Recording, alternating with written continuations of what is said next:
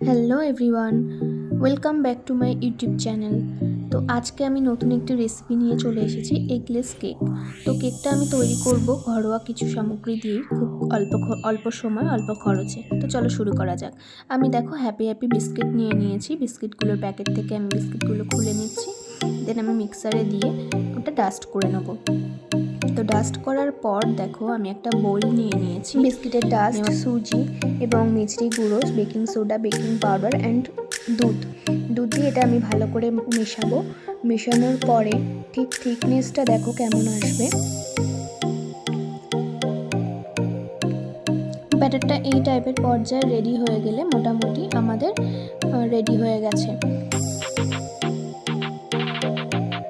দেন এরকম শেপে আমরা ঢেলে নেব। ঢেলে নেওয়ার পরে এটিকে ভালো করে ড্যাপ করে নিতে হবে। দেখো আমি করছি। এটা কেন করে?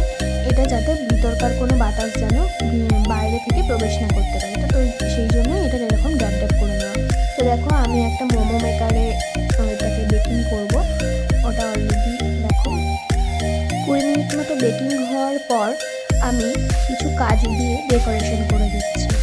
তো ডেকোরেশনের পর আমি আবার খানিকক্ষণ চাপা দিয়ে রেখে দিলাম বেকিং হওয়ার জন্য।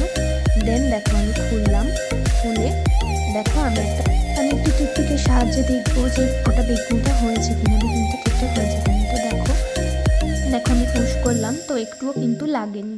তো আমার রেডি হয়ে গিয়েছে। দেখো এটা আমার ফাইনাল রেজাল্ট। তো এটা তোমরাও বাড়িতে ট্রাই করতে পারো। ভালো লাগলে চ্যানেলটিকে অবশ্যই সাবস্ক্রাইব করে দিও। Thanks for watching. Thank you, bye by.